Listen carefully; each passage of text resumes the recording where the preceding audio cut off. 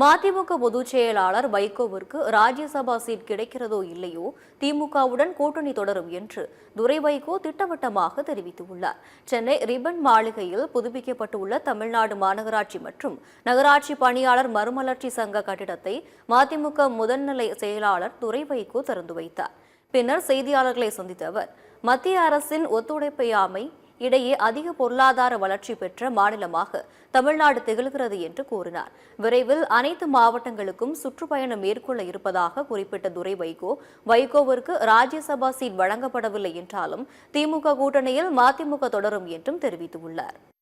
பொருளாதார வளர்ச்சி பெற்ற மாநிலம் தமிழ்நாடு கிட்டத்தட்ட 9.69 விழுக்காடு அதிக பொருளாதார வளர்ச்சி பெற்ற மாநிலமாக தமிழகம் திகழ்கின்றது.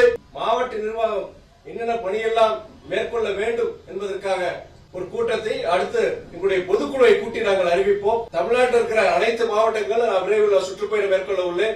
தலைவருக்கு ராஜ்யசபா கிடைக்குதோ இல்லையோ, நாங்க ஏற்கனவே எடுத்த முடிவு 8 ஆண்டுகளுக்கு முன்னாடி எடுத்த முடிவு என்ன முடிவுனா, மதவாத சக்திகள் தமிழ்நாட்டில் வேறு ஒன்று இருக்கக்கூடாதுங்கிறதுக்காண்டி தான் நாங்க இந்த கூட்டில் சேர்ந்தோம்.